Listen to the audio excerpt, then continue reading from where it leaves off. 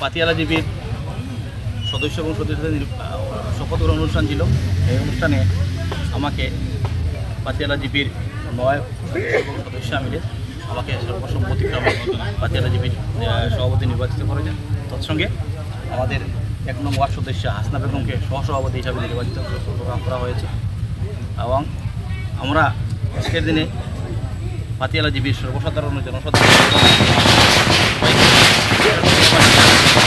আমরা আমাদের রাতাবাড়ির কর্মী বিধায়ক বিজয় মালাকার এবং আমাদের আনিপুর জেলা পরিষদের সদস্যের প্রতিনিধি বিলাল উদ্দিন, ওনাকে অশেষ ধন্যবাদ জানাচ্ছি।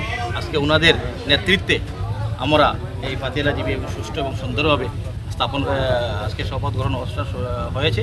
তাই ওদেরকে আমার পাতিয়ালা জিপির সর্বসাধারণ জনসাধারণ এবং সদস্য সবার পক্ষ থেকে ওদেরকে অশেষ ধন্যবাদ জানাই। আজকের দিনে আমরা এই দুর্ঘটনায় দাঁড়িয়ে আপনাদের কাছে ওটাই কামনা করছি, আপনারা আমাদেরকে আশীর্বাদ করবেন যাহাতে আগামী দিনে আমরা আজকের দিনে দেবে সুন্দর সুষ্ঠুভাবে পাতিয়ালা জিপি গঠিত হয়েছে। আগামী দিনেও যাতে এই শান্তি এবং সুষ্ঠুভাবে আমরা পাতিয়ালা জিপি আমাদের পাতিয়ালা জনসাধারণকে উপস্থাপন করতে পারি এবং আমরা আশা রাখবো আমাদের জেলা পরিষদ এবং আমাদের এপি সদস্য এবং আমাদের বিধায়ক যিনি সর্বোপরি আমাদেরকে সাহায্য সহযোগিতা করবেন, এই কামনাটুকু আমরা করছি। তৎসঙ্গে আমরা আজকের দিনে এইখানে থেকে দাঁড়িয়ে আমাদের ঈশ্বরের কাছে আমাদের বিধায়কের এবং আমরা যারা এখানে নির্বাচিত প্রতিনিধি হয়েছে সবার রাজনৈতিক জীবন এবং পারিবারিক জীবন যাতে সুন্দরভাবে সুষ্ঠুভাবে হয় এটা কামনা করে ধন্যবাদ।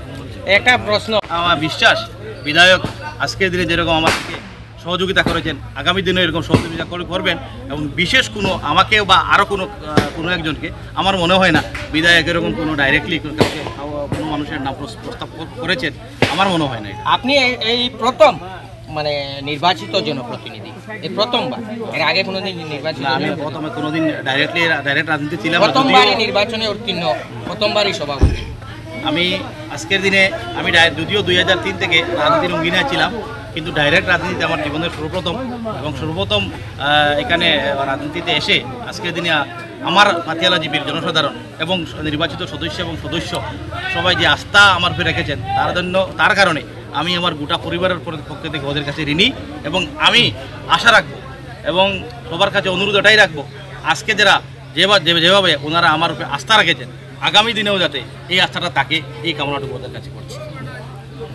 তো আমরা জানি যে বর্তমান রাতাবাড়ির যে মাইনরিটির যে চাণক্য, যার নেতৃত্বে রাতাবাড়ি বিধানসভার প্রত্যেকটি জিপিতে মাইনরিটি নেতারা সভাপতি বা সভানেত্রী এইরকম নির্বাচিত হচ্ছেন, উনি রয়েছেন আমাদের সম্মুখে। ওনার মুখ থেকে আমরা 2-4টি কথা শুনবো।